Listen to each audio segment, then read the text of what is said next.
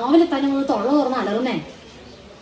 ഈ നാടകം മൂലമുണ്ടാകുന്ന എന്തെങ്കിലും അതിക്രമങ്ങൾക്കോ അനിഷ്ട സംഭവങ്ങൾക്കോ ഞങ്ങൾ ബാധ്യസ്ഥരല്ല. അടുത്ത ബെല്ലോടുകൂടി നാടകം ആരംഭിക്കുന്നു.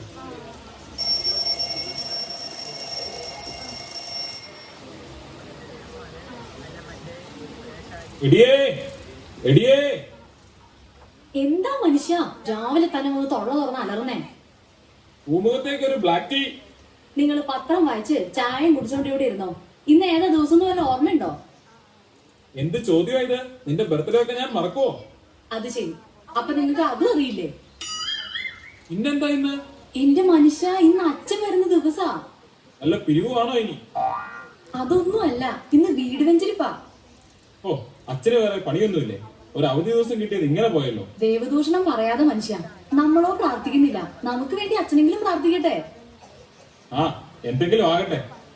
ആ കുരുത്തക്കെട്ടവന്മാരൊന്നും ഇതുവരെ എണീറ്റില്ലേ? മിക്കവാറും വെഞ്ചരിപ്പം കഴിഞ്ഞ് അച്ഛൻ പോയാലും അവരെ എഴുന്നേക്കും തോന്നണ്ട.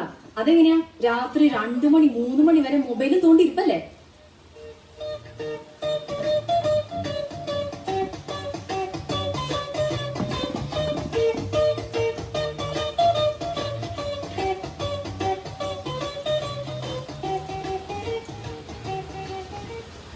സമയം 12 മണി ആയതേ ഉള്ളല്ലോ.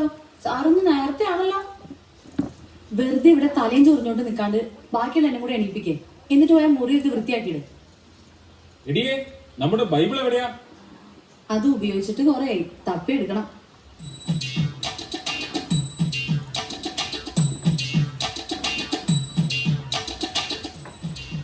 എല്ലാവരോടുമായിട്ട് പറയാം, വേഗം ബൈബിള് തപ്പിയെടുത്തോ.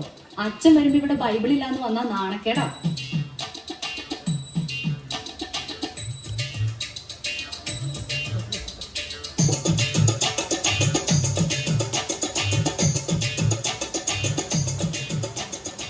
എടി, നീ ആ അപ്പുറത്തെ ശാന്തമ്മയുടെ വീട്ടിൽ പോയിട്ട് ബൈബിള് വാങ്ങിക്കൊണ്ട് വന്നേ.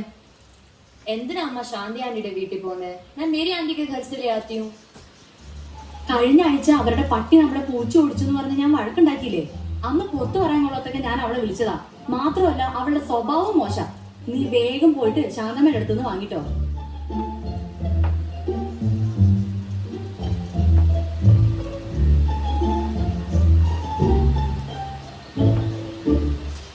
എവിടം വരെ ആയി കാര്യങ്ങളൊക്കെ? ആ, ആയി വരുന്നു. ആ, എന്നാ നടക്കട്ടെ.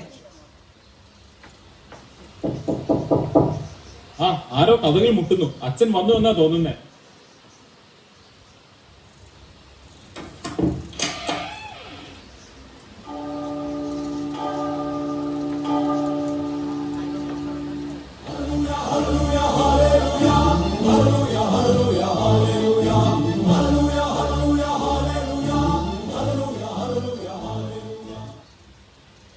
ഈശോ മിശിഹായെ സ്തുതിയായിരിക്കട്ടെ. എന്നാ അച്ഛാ ഇരിക്കാം. ഒരാളെയും കൂടെ കാണാനുണ്ടല്ലോ. അമ്മച്ചി എന്ത് ചെയ്യും? എടി അമ്മു, നീ പോയി വല്യമ്മയെ വിളിച്ചോണ്ട് വാ.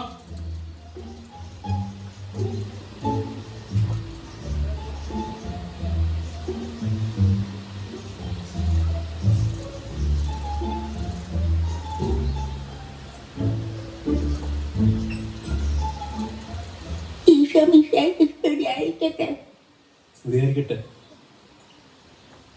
മൈക്കിളെ, കുറച്ചു നാളായല്ലോ പള്ളിയിലേക്കൊക്കെ കണ്ടിട്ട്. ഒന്നും പറയണ്ട അച്ഛാ, ആകപ്പാടെ ജോലി ഇല്ലാതെ കിട്ടുന്ന ഒരു ദിവസം ഞായറാഴ്ച. അന്ന് രാവിലെ പള്ളിയിൽ പോയ അര ദിവസം പോക്കാം.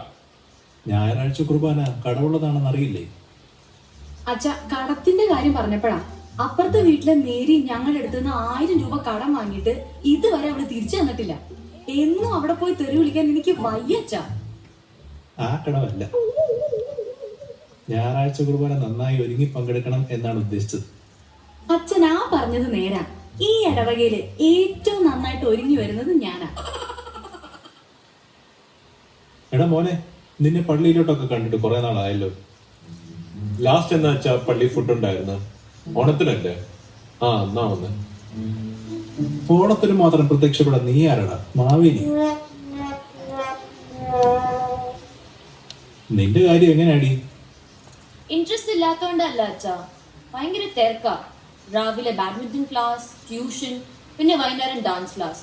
ഒട്ടും സമയമില്ല. അപ്പൊ ചുരുക്കി പറഞ്ഞ ഇതിനിടയ്ക്ക് ഒഴിവാക്കാൻ പറ്റുന്നത് പള്ളിയും കുർബാനയും മാത്രമാണ് അർത്ഥം. അപ്പൊ നീയോ? അച്ഛൻ ഞാൻ പള്ളിയിൽ വരാറുണ്ട്, അച്ഛൻ കാണാത്ത. വരുന്നുണ്ട്. അങ്ങനെയാണെങ്കിൽ അടുത്ത ആഴ്ച മുതൽ നിന്നെ പള്ളി മുമ്പിൽ കണ്ടോണം. മക്കളെ, ഈ കുർബാനയ്ക്കും സൺഡേ സ്കൂളിനും ഒക്കെ നമ്മുടെ ജീവിതത്തിൽ വലിയ പ്രാധാന്യമുണ്ട്. അങ്ങനെ പറഞ്ഞു കൊടുക്കച്ച. ഞാൻ പറഞ്ഞു ഇവർക്ക് ഒരു അനുസരണയില്ല. അതിന് നിങ്ങൾ തന്നെ ഞായറാഴ്ചയും വരാറുണ്ടോ? ഇല്ലച്ച, സൗകര്യത്ത് വരുമ്പോഴൊക്കെ വരാറുണ്ട്. കുടുംബ പ്രാർത്ഥനയെങ്കിലും ഉണ്ടോ? അതങ്ങനെയല്ല അച്ഛാ. വർക്ക് കഴിഞ്ഞു പോകുന്ന ഇതിനൊന്നും സമയം കിട്ടില്ല. പിള്ളേരുടെ കാര്യമാണെങ്കിൽ ട്യൂഷൻ ഇല്ലാതെ അവരെ എവിടെ എത്തിക്കാനും പറ്റില്ല. അച്ഛ ട്യൂഷൻ മാത്രമല്ല, എൻട്രൻസ് കോച്ചിങ് കൂടെ ഉണ്ട്. എന്റെ മക്കളെ, നിങ്ങൾക്ക് ഇതിനിടയ്ക്ക് ഭക്ഷണം കഴിക്കാൻ സമയം കിട്ടാറുണ്ടോ? ഭക്ഷണം മുടങ്ങിയാലും കുളി മുടങ്ങിയാലും ട്യൂഷൻ മുടങ്ങാൻ പാടില്ല. അതാണ് ഇവിടുത്തെ റൂൾ. എന്റെ ദൈവമേ, ഇതിലും നല്ലത് പോകാണ്ടായിരുന്നു.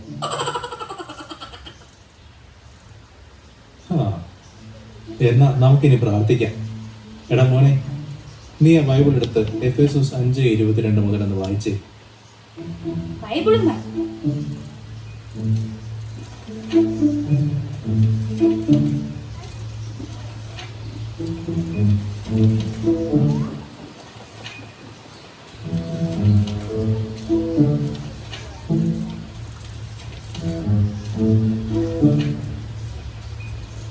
ഓ, കഷ്ടപ്പെടണ്ട, ഞാൻ തന്നെ പറയാം.